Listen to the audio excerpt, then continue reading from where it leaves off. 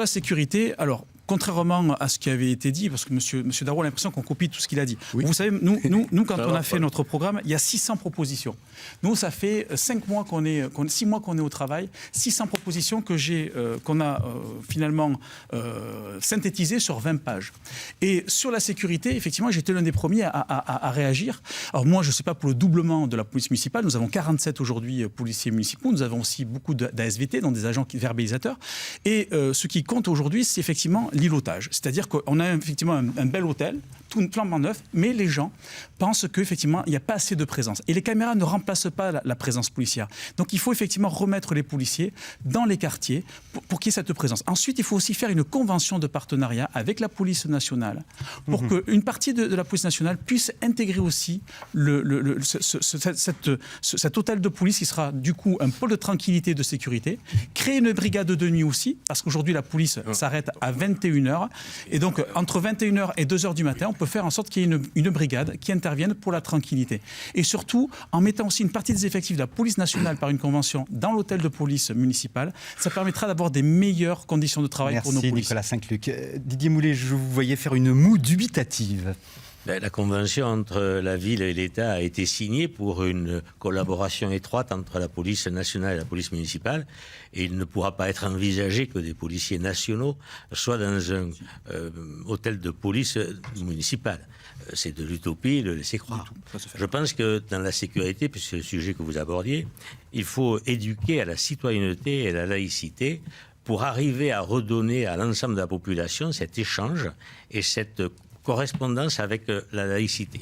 Et déjà, on aura solutionné beaucoup de problèmes. C'est pas ce qui a été fait jusqu'à présent. Jusqu'à présent, ça n'a pas été fait, puisque la grande difficulté, c'est la superposition des conseils citoyens de l'agglomération, prévus par la loi, et des conseils citoyens de la ville, qui ne rentrent pas dans la politique de la ville. Et je pense que la sécurité, par cette éducation de l'ensemble de la population, permettra déjà de résoudre beaucoup de difficultés et de problèmes. À côté de ça, effectivement, il faut que la police municipale ait un champ opérationnel plus long, et aller jusqu'à 2h du matin est une situation aujourd'hui acquise tant par l'État et la police nationale que par la ville elle-même, puisqu'il se passe très peu de difficultés et d'infractions entre 2h et 7h du matin. Donc effectivement, il faut continuer à embaucher. Nous avons embauché des policiers municipaux entre 2014 et 2020. Il faut continuer, mais avec raison, dans la mesure où il y a un budget de fonctionnement qu'il faut maîtriser en même temps. Alors, Jean-François Darro n'est pas du tout d'accord avec vous. Vous voulez d'un côté maîtriser donc les employés municipaux, mais vous êtes prêt à doubler le nombre de policiers municipaux. D'abord, il y a quand même quelque chose qui m'étonne. Monsieur Mouly parle de démocratie participative. Moi, je suis surpris, parce que Monsieur Mouly, c'est quoi? C'est un solitaire clivant, au caractère emporté, alors que je suis un rassembleur. Sur ces 44 colistiers, en 2014, 9 sont partis. On est sur et beaucoup en claquant la porte. Non, mais on parle de démocratie participative qui ne répondez aux questions plutôt que de lire des papiers. Mais c'est quand même extraordinaire, parce que juste, les listes, elles sont quoi? Lui, il était à Nouveau-Narbonne. Nathalie Granier était aussi à Nouveau-Narbonne. Tous les gens de Nouveau-Narbonne montent des listes contre M. Mouly. Quelle proposition faites-vous? Monsieur Darro, vous étiez à Carcassonne, vous. S'il vous plaît, monsieur Granel. Et vous étiez à Carcassonne. Exactement, en 2014. Juste un truc. Et quand Narbonne a été champion de France avec qui? Avec les Spanghero. Ils sont de Bram, 15 km après Carcassonne.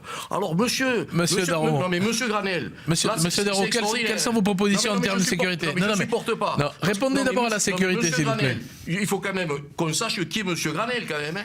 Monsieur Granel, alors je vais vous le faire. Dites-moi. Voilà. Monsieur Darro, tout le temps que vous prendrez, vous ne l'occuperez pas pour présenter vos propositions. Non mais monsieur Granel, qu'est-ce qu'il fait? Je suis déçu que vous preniez des notes pour me le dire. Vous espérez faire une carrière politique. À Nouveau-Narbonne, du temps de Michel Monnier, un temps avec Patrice Millet, puis de suite après, contre Nouveau-Narbonne avec monsieur Constantin, un passage au micro-parti. Monsieur Darro, il n'y a que vous que ça intéresse. En 12 ans. Il n'y a que vous que ça intéresse. Je pense que les Narbonnais sont plus intéressés. Mais les Narbonnais, voilà. En 12 ans, il a changé 6 fois de parti. Quelle proposition avez-vous, monsieur Darro, sur la sécurité, s'il vous plaît? Alors sur la sécurité, c'est bien parce que c'est notre programme phare, comme vous le savez. Justement, c'est au pas Assemblée enfin. nationale. Vous avez perdu beaucoup de temps. Doublement. Ah non, avec tous ceux qui ont parlé, il a pris 2 fois la parole en suivant, monsieur. Non, Je vous vois quelle est inquiétez votre pas. autonomie, monsieur Vous Darro. inquiétez De la pas. police municipale sur le mandat, soit une 50aine de policiers en plus en 6 ans, pour permettre une présence de nuit et des commissariats de quartier.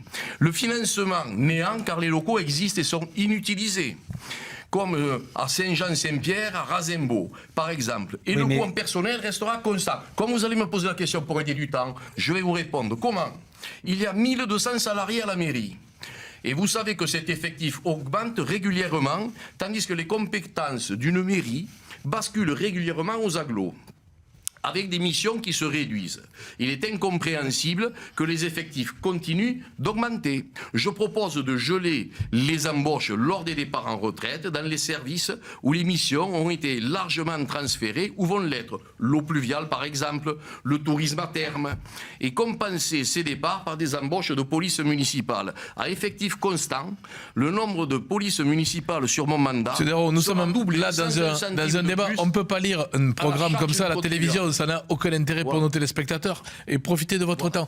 Comment, monsieur Grenelle, vous réagissez à ces propositions et quelles sont les autres? Je réagis à monsieur Darro en disant qu'effectivement, il a trouvé quel était son ennemi, son concurrent, non pas direct, mais par rapport aux forces en présence. Moi, mon parcours, je suis un citoyen narbonnais, effectivement. J'ai mes convictions, effectivement. J'ai eu la joie d'être élu sur une liste Nouveau Narbonne en 2008. Malheureusement, une liste qui s'est retrouvée dans l'opposition. Et ensuite, moi, mes valeurs ont toujours été les mêmes. Ce sont des valeurs humanistes des valeurs réalistes. Votre profil. Monsieur Darro proposait de réduire la police municipale, le personnel municipal. Est-ce que vous partagez Le personnel municipal a son utilité par rapport au quotidien des Narbonnaises et des Narbonnais. La réduction, c'est par rapport aux services rendus. Il y a peut-être certains services qui, effectivement, n'ont pas vocation à grossir et d'autres qui, effectivement, doivent être confortés, notamment par rapport aux services à la population, par rapport aux personnes âgées, par rapport aussi à la police municipale. Effectivement, c'est quelque chose que nous devons mettre en place. Nous devons mettre en place une brigade verte.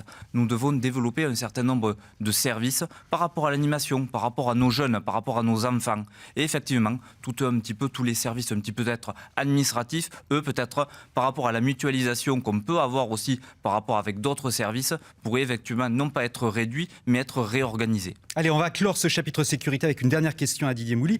Est-ce que ça ferait partie des questions à poser sous la forme d'un référendum, le problème de la police municipale et de son éventuel doublement ? Ça a été fait il y a 30 ans, pourquoi pas? On peut recommencer de la même manière. C'est pas un peu risqué? Non, je ne le pense pas, parce que... On connaît déjà la réponse, a priori, non? Effectivement, mais je pense qu'on peut expliquer la question et voir l'intérêt d'augmenter l'effectif.